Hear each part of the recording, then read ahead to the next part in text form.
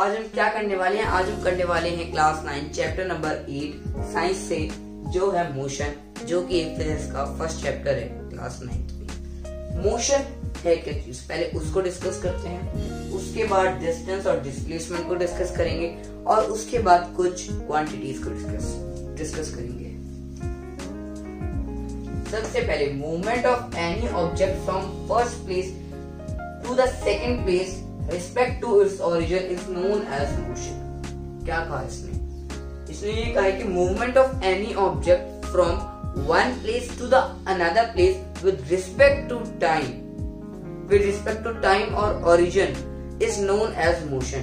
Motion वो है कि जब मैं एक जगह से दूसरी जगह गया, टाइम और ओरिजिन को रिस्पेक्ट में रखते हुए, उसको हम मोशन कहते हैं। इसके अंदर दो टॉपिक आते हैं, एक तो डिस्टेंस और एक डिस्प्लेसमेंट। डिस्टेंस फॉर एग्जांपल ये मेरी इनिशियल पोजीशन है, आई मतलब इनिशियल पोजीशन जहां से मैं स्टार्ट कर रहा हूँ, एसपी मतलब फाइनल पोजीशन जहां पे आके मैं रुका हूँ। ये इनिशियल पोजीशन है, मैं यहाँ से चला, ये मेरा रास्ता है, तो ये होगा मेरा डिस्टेंस, क्योंकि ये मेरी टोटल लेंथ है। मैं इधर से गया, ये 2 किलोमीटर 4 किलोमीटर टोटल आ गया मेरा 10 किलोमीटर फॉर एग्जांपल। ये मेरी है टोटल लेंथ जिस रास्ते से मैं गया हूँ। और दूसरी तरीके से देखिए डिस्प्लेसमेंट होता है, जो मैं सीधा इस पॉइंट से इस पॉइंट में गया हूँ, तो ये मेरा हो गया 5 किलोमीटर।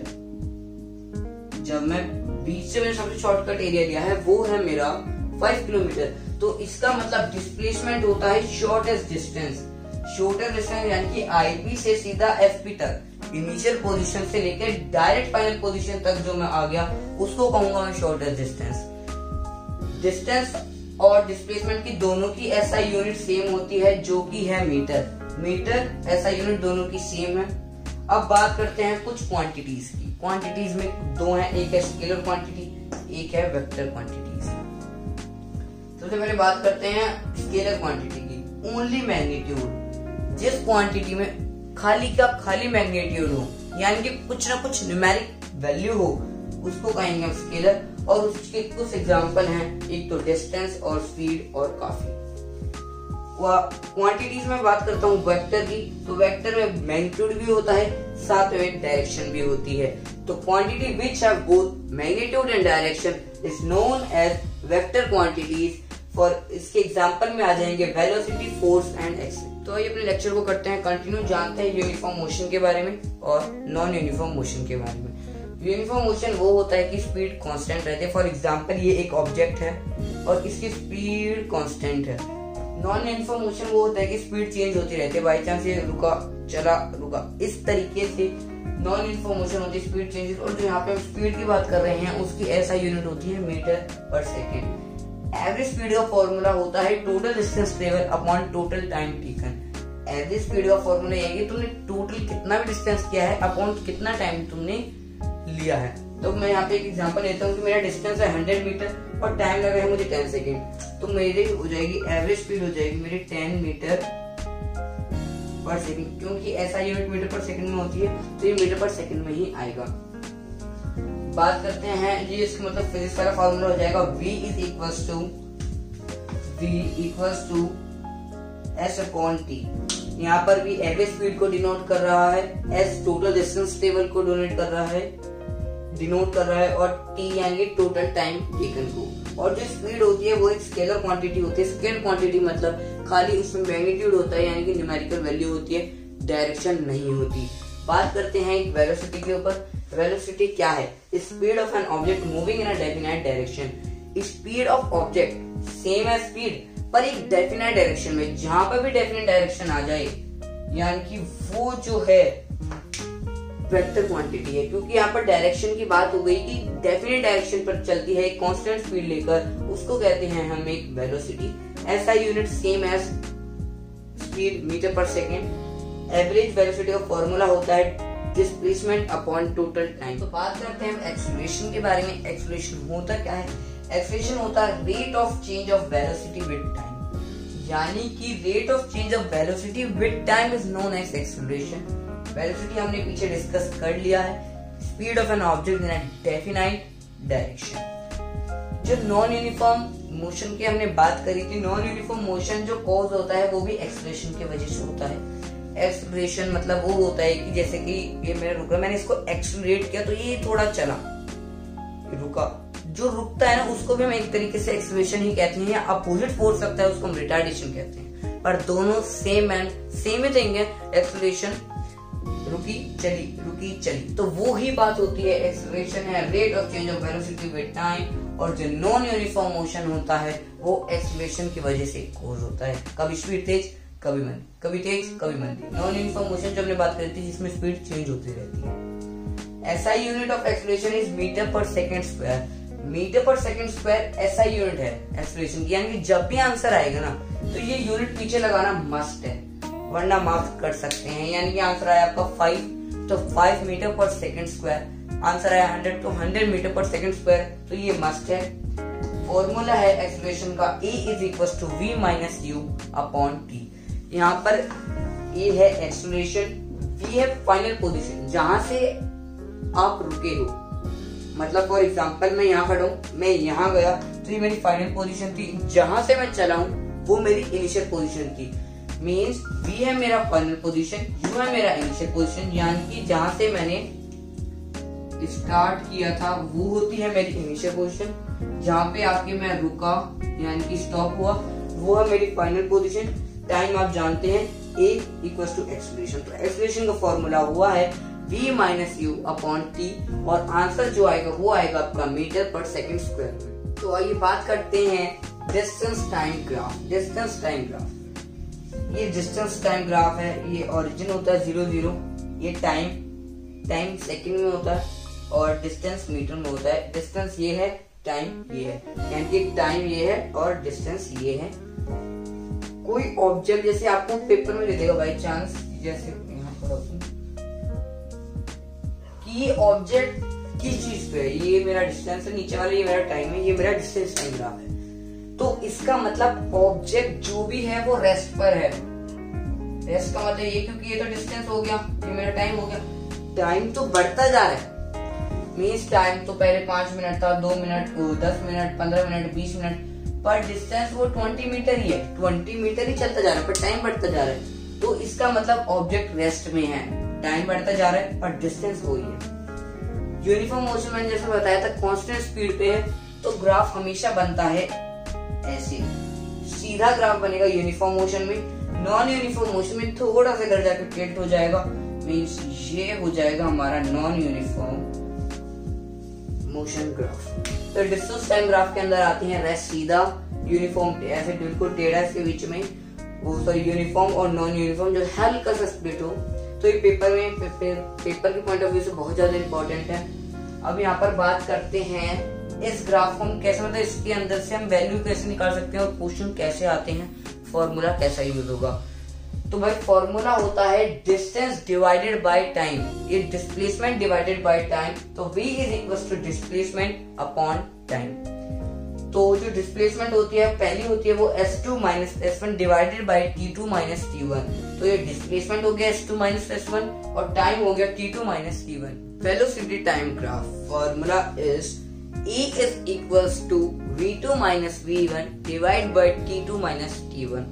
तो जो ये चैप्टर है ना मोशन के अंदर 3 मेन इक्वेशंस हैं, 3 equation of motion are there, तो उनका डेरिवेशन भी करेंगे।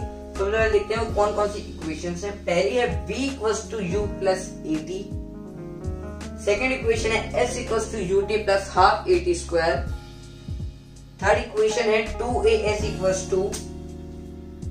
v² - u²।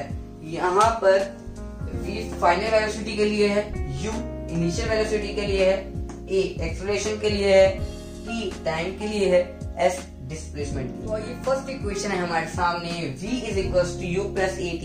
तो हमको इसका डेरिवेशन करना है, मतलब इसका प्रूफ करना है, तो करके दिखाते हैं। आइए, तो सबसे पहले हमने एक एक्सेलरेशन का फॉर्मूला पढ़ा था, तो एक्सेलरेशन =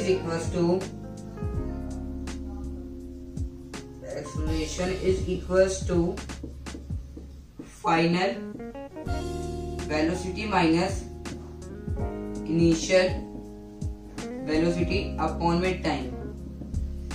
जो उसका हमने फिजिक्स वाला फॉर्मूला था वो था a is equal to v minus u upon में t, जहां पर v फाइनल वेलोसिटी है, u इनिशियल वेलोसिटी है और टाइम t है। तो इस इक्वेशन को आप देख पा रहे हैं a is equal to v minus u upon t, ये मेरी एक्सप्रेशन की इक्वेशन है। तो मैं t को इधर शिफ्ट कर देता हूँ, मैं t को इधर कर रहा हूँ, ये यहाँ पे डिवाइड में था तो वहां जाकर मल्टीप्लाई में हो जाएगा, तो इक्वेशन आ जाएगी मेरी a is equal to v minus में u, a is equal to v minus में u। मुझे इक्वेशन में क्या चाहिए, v इक्वल टू में चाहिए, मुझे इक्वेशन में v इक्वल टू में चाहिए, तो मैं u को इधर ट्रांसफर कर देता हूँ, तो वो हो जाएगा 80 प्लस u इक्वल टू में v, क्या हो जाएगा 80 मेरा एज इट इज है, ये मेरा माइनस का u है, मैं उधर लेके चला गया, हो गया मेरा पॉजिटिव का u इक्वल टू v। तो फाइनल इक्वेशन मेरी आ गई है u is equal to v is equal to u plus 80, मेरी फाइनल इक्वेशन आ गई। तो ये करते हैं सेकंड इक्वेशन ऑफ मोशन हमारे सामने है, जो कि है s equal to half at square, s equal to ut plus half at square. तो उसे निकालने के सबसे पहले हम निकालते हैं वेलोसिटी का फॉर्मूला। मुझे पता है वेलोसिटी होती है डिस्प्लेसमेंट अपॉन में टाइम, और यहाँ से मैं निकालूंगा डिस्प्लेसमेंट का फॉर्मूला, डिस्प्लेसमेंट हो जाएगा वेलोसिटी इनटू में time. So displacement equals to velocity into में टाइम।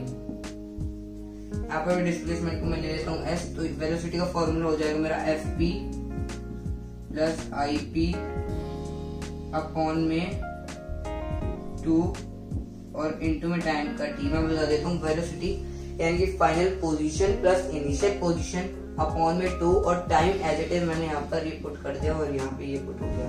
तो s equals to fp plus ip divided by 2 into में टाइम। तो मुझे बताया था कि fp का s इक्वल्स टू fp हमने देखा था कि क्या होता है, बिल्कुल फाइनल पोजीशन होता है हमारा v, इनिशियल पोजीशन होता है हमारा u अपॉन में t एज इट इज, और टाइम तो हमारा साथ में ही।